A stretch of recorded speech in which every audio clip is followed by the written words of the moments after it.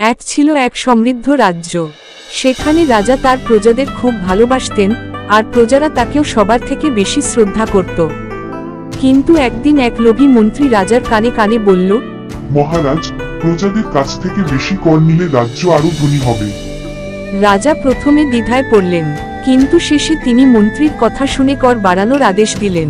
কর বেড়ে যাওয়ায় প্রজারা দুর্ভোগে পড়ল। মাঠে ফসল ফললেও তারা ঠিকমতো খেতে পারত না। একদিন এক বৃদ্ধ এসে রাজার সামনে বলল, মহারাজ, রাজা সেই যে নিজের সুখের আগে প্রজার সুখ দেখে। রাজা বুঝতে পারলেন মন্ত্রীর লোভে পড়ে তিনি নিজের প্রজাদের কষ্ট দিচ্ছিলেন।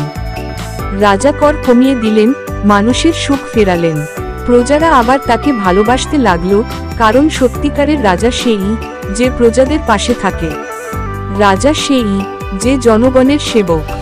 ভিডিওটা যদি ভালো লাগে তাহলে লাইক, কমেন্ট, শেয়ার এবং সাবস্ক্রাইব করবেন প্লিজ।